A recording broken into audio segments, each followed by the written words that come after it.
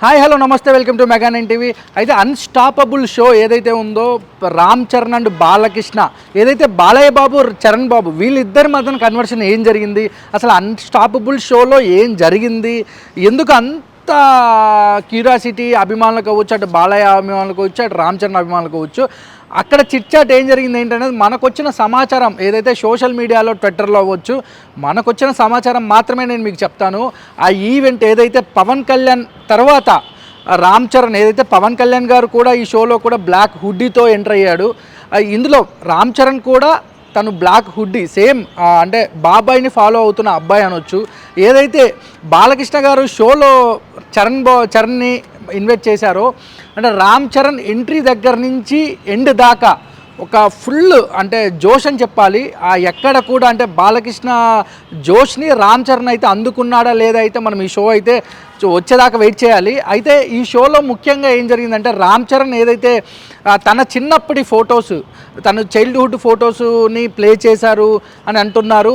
ఆ తర్వాత బాలకృష్ణ ఏదైతే చరణ్తో కన్వర్షన్, అంటే నువ్వు నన్ను బ్రో అను, ఆల్రెడీ పవన్ కళ్యాణ్ గారితో కూడా బ్రో అనమన్న బాలకృష్ణ బ్రో అని పిలవండి అని కూడా పవన్ కళ్యాణ్తో అప్పుడు షోలో చెప్పడం జరిగింది. కానీ అక్కడ ఇబ్బంది పడ్డాడు, పవన్ కళ్యాణ్ గారు కూడా ఇబ్బంది పడ్డారు చెప్పడం, అంటే నేను బ్రో అనలేను సార్ అన్నట్టు ఇలా పిలిచారు. ఇక్కడ రామ్ చరణ్ కూడా బాలకృష్ణని బ్రో అని నేను చాలా ఇబ్బంది పడుతున్నా అంటే చాలా ఇబ్బంది పడుతూ ఆన్సర్లు అయితే చెప్పాడు.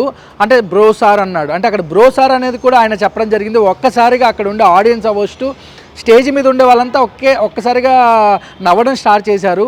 అయితే ముఖ్యంగా అయితే రామ్ చరణ్ గారికి సంబంధించిన ఓ ముగ్గురు ఫ్రెండ్స్ని, hero Sharwanand and Vikrant Reddy, UV creation సంబంధించి విక్రాంత్ గారిని, అంటే ముగ్గురిని పిలవడం జరిగింది.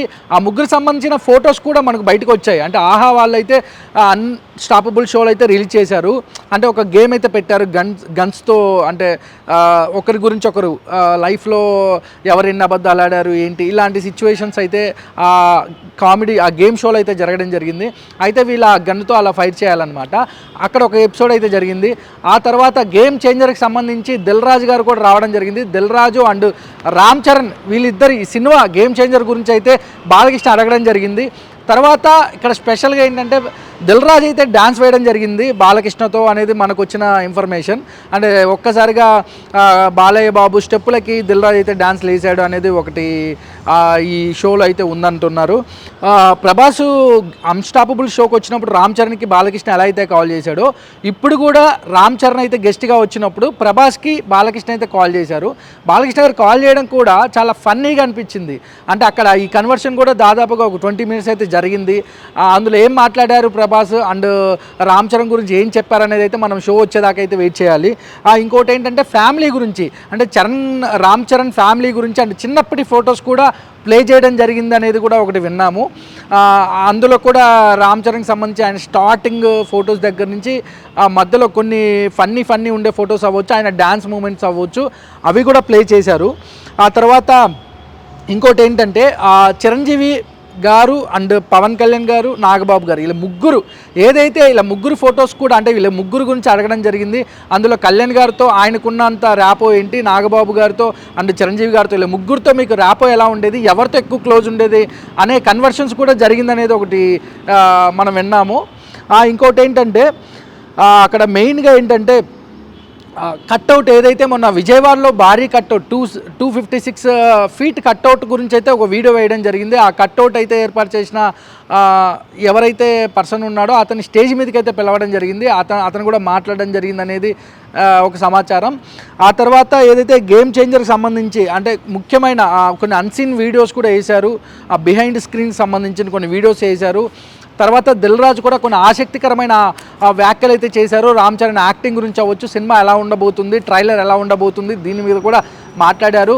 బాలకృష్ణ గారు కూడా రామ్ చరణ్ గొప్పతనం, రామ్ చరణ్ గొప్ప యాక్టింగ్, ఆయన గురించి కూడా స్టార్టింగ్ ఇంట్రో అవ్వచ్చు, లాస్ట్ ఎండింగ్ అవ్వచ్చు, చాలా గొప్పగా మాట్లాడారు. రామ్ చరణ్ అన్ని సినిమాలు కలిపి బాలకృష్ణ గారు అయితే ఓ డైలాగ్ చెప్పడం జరిగింది.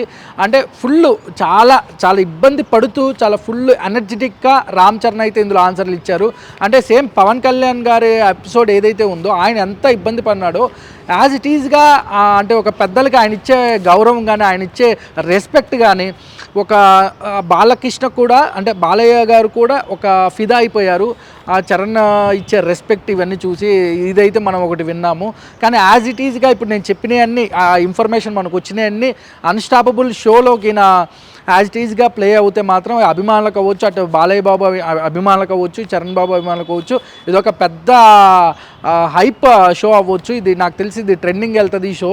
ఇప్పటికే మన బజ్ విన్నాము. అంటే అక్కడ ఏం జరిగిందంటే కొన్ని లీక్స్ కూడా వచ్చాయి సోషల్ మీడియాలో. యాజ్ ఇట్ ఈజ్గా ఇవి మాత్రం షోలో ఉన్నాయి అనేది అయితే సమాచారం. చూడాలి. మీతో పాటు ఈ షో మేము కూడా వెయిట్ చేస్తున్నాం. ఈ షో గురించి కూడా మళ్ళీ సపరేట్ ఒక వీడియో కూడా చేస్తాము.